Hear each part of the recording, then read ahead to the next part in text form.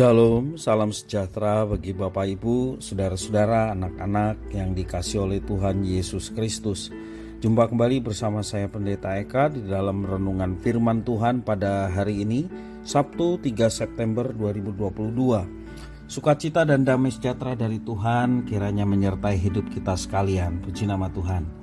Sampai pada pembacaan firman Tuhan hari ini, yakni kitab Yesaya pasal yang ke-7. Kiranya firman Tuhan yang kita baca sungguh memberkati kita sekalian. Baik, sebelum kita akan merenungkan bagian firman Tuhan hari ini, kita akan berdoa terlebih dahulu.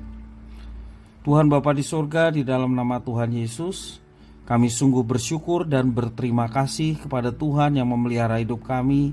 Kasih setia Tuhan yang nyata boleh kami alami, dan biarlah semua itu menjadikan kami semakin mengenal pribadi Tuhan yang baik, yang luhur, penebus, dan penyelamat hidup kami, sehingga kami sedapat mungkin mempersembahkan sisa waktu hidup kami untuk dapat melayani Tuhan dan terus bertekun di dalam pengajaran firman-Mu.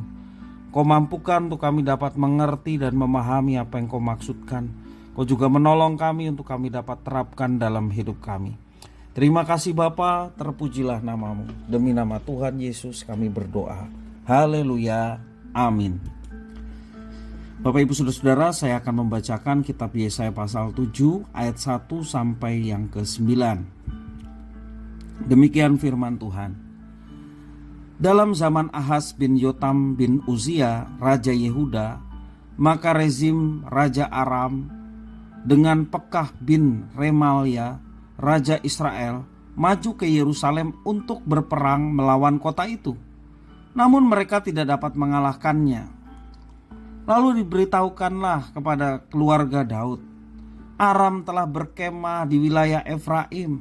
Maka hati Ahaz dan hati rakyatnya gemetar ketakutan seperti pohon-pohon hutan bergoyang ditiup angin.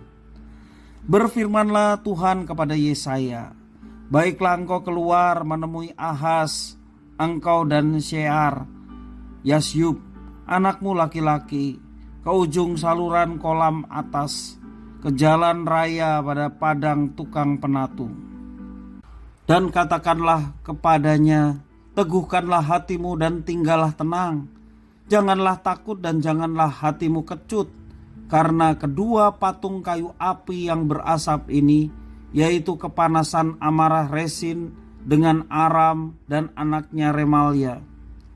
Oleh karena Aram dan Efraim dengan anak Remalia telah merancang yang jahat atasmu dengan berkata, marilah kita maju menyerang Yehuda dan menakut-nakutinya serta merebutnya, kemudian mengangkat anak Tabeel sebagai raja di tengah-tengahnya. Maka beginilah firman Tuhan Allah, tidak akan sampai hal itu dan tidak akan terjadi. Sebab Damsyik ialah ibu kota Aram dan Resin ialah kepala Damsyik. Dalam 65 tahun Efraim akan pecah, tidak menjadi bangsa lagi. Dan Samaria ialah ibu kota Efraim, dan anak Remalia ialah kepala Samaria. Jika kamu tidak percaya, sungguh kamu tidak teguh jaya. Bapak Ibu Saudara-saudara yang dikasihi oleh Tuhan, kita belajar percaya kepada Tuhan dengan segala janji, penyertaan, jaminan yang Tuhan berikan kepada kita, sehingga kita tetap kuat, teguh dalam segala situasi kondisi. Pernahkah kita mendapatkan ancaman atau intimidasi ataupun tekanan dari pihak yang lebih kuat dari kita? Biasanya hal seperti itu akan mendatangkan kepanikan, kegelisahan, bahkan ketakutan yang menguras tenaga dan pikiran. Bisa juga menyita fokus dalam hidup kita, sehingga hidup kita menjadi tidak produktif lagi. Kita jadi meragukan keberadaan Tuhan karena tekanan yang sedemikian berat. Bapak Ibu Saudara, kalau kita pernah mengalami hal itu, kira-kira seperti itulah yang dialami oleh Ahaz dan kerajaan Yehuda. Karena mereka selalu mengeraskan hati dan mengabaikan peringatan yang diberikan Tuhan, Maka saat penghukuman pun tiba. Ancaman dari pihak musuh mulai menghampiri mereka. Resin, yakni Raja Aram, dan Pekah bin Remalia, Raja Israel, maju ke Yerusalem untuk berperang melawan kota itu.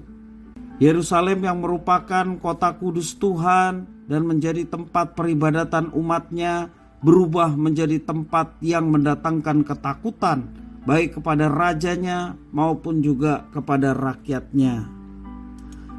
Dalam situasi seperti itu, Tuhan menunjukkan kasih setianya terhadap umatnya. Walaupun umatnya telah melakukan banyak sekali pelanggaran, Tuhan menunjukkan kasih setianya dengan memberikan jaminan perlindungan kepada umatnya yang jahat itu. Melalui Nabi Yesaya, Tuhan menegaskan akan ancaman yang datang bahwa tidak akan sampai hal itu dan tidak akan terjadi. Ayat yang ke-7, itu jaminan yang Tuhan berikan. Namun jaminan perlindungan Tuhan harus diikuti dengan sikap raja yang percaya kepada firman Tuhan, yang mengatakan, teguhkanlah hatimu dan tinggallah tenang, janganlah takut dan janganlah hatimu kecut. Di dalam ayat yang keempat mengatakan demikian. Dengan jaminan ini diharapkan Raja Ahaz dan segenap bangsa Yehuda berbalik kepada Tuhan dengan sepenuhnya, juga meminta perlindungan kepada Tuhan yang berkuasa atas hidup mereka. Iman mereka kepada Tuhan membawa mereka kembali hidup dalam berkat Tuhan.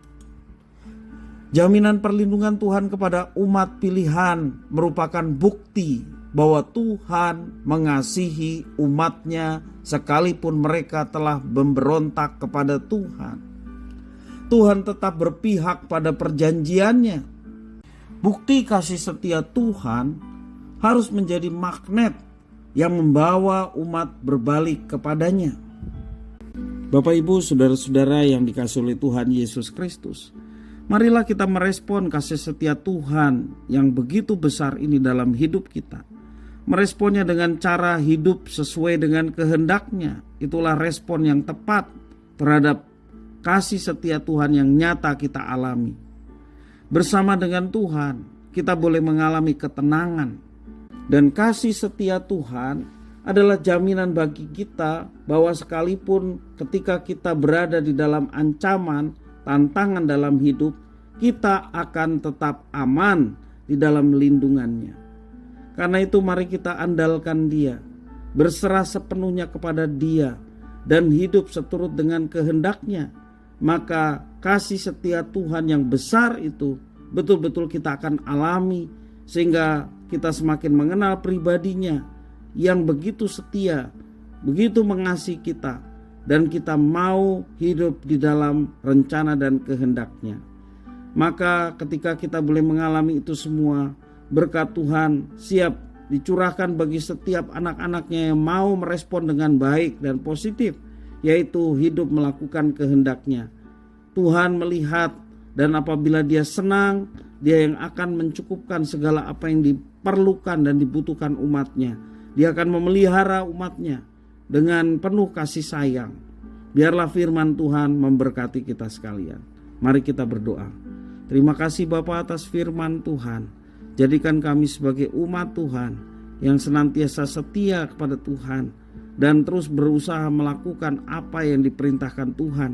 Karena kami tahu bahwa apa yang Kau perintahkan bukan untuk membuat kami celaka, bukan untuk membuat kami binasa, tetapi apa yang Tuhan perintahkan untuk kami kerjakan adalah membuat hidup kami bermakna di hadapan Tuhan. Terima kasih Bapa atas firman Tuhan. Inilah doa permohonan ucapan syukur demi nama Tuhan Yesus. Kami sudah berdoa dan bersyukur. Haleluya. Amin.